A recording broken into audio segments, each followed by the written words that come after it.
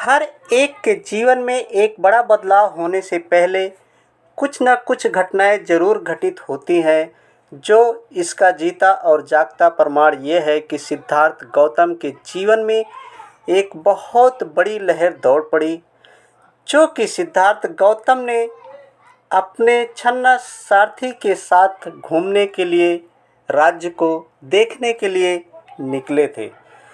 तो ऐसा मैंने सुना है कि सिद्धार्थ गौतम ने 4 परिदृश्य को देखा, जिससे उनके जीवन में एक नई क्रांति हुई।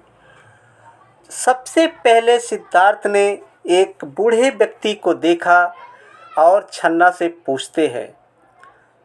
उसके बाद सिद्धार्थ ने एक बीमार व्यक्ति को देखा और छन्ना से पूछते हैं। उसके बाद सिद्धार्थ ने एक सन्यासी को देखा और छन्ना से पूछते हैं।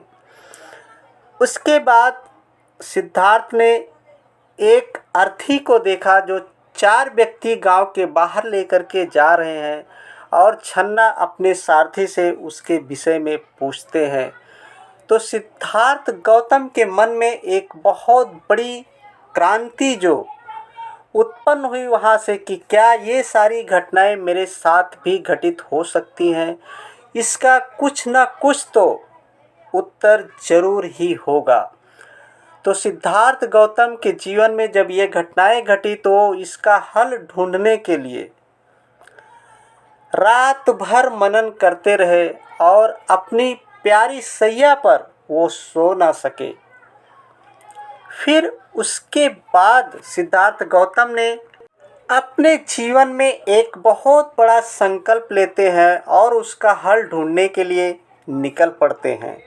मेरे प्यारे धर्मबंधुओं, यहाँ पे ध्यान देने की बात है कि यदि हम कुछ पाना चाहते हैं तो क्या उसके लिए इतना बड़ा त्याग करने के लिए हम तैयार हैं क्या? सिद्धार्थ गौतम जैसे कि इन सब सारी चीज़ों को खोजने के लिए निकले तो सबसे पहले वो राज्य का त्याग करते हैं। उसके बाद माता पिता का त्याग कर देते हैं और यहाँ तक कि अपनी पत्नी और अपने प्रिय राहुल, जो उनका छोटा सा बच्चा होता है, उसको भी छोड़ कर के इन सारी समस्याओं का हल ढूंढने के लिए वो त्याग करके सब कुछ जंगल में चले जाते हैं। मेरे प्यारे धर्मबंधुओं, इससे हम क्या सीखते हैं कि यदि हम कुछ भी पाना चाहते हैं तो क्या हमें वो त्याग करने की भावना है? क्योंकि हमें क्या त्याग करना होगा? एक तो समय का त्याग करना होगा, निंद्रा का त्याग करना होगा और अपने हितैषी जो मित्र हैं उनका भी त्याग करना होगा। यहाँ तक कि आज के जो समय में सबसे बड़ा हमारा शत्रु है मोबाइल, उसमें हम समय बहुत गंवा रहे हैं, तो उसका भी हमें त्याग करना होगा। यदि इन सब सारी चीज़ों से, परिस्थितियों से हम लड़ने के लिए तैयार हैं तो निश्चित ही हम अपनी मंजिल को पा लेंगे। क्योंकि सबसे बड़ा हमारे जीवन में यदि कोई रुकावट है तो यही बाधाएं हैं जो हमें रोक करके रखती हैं।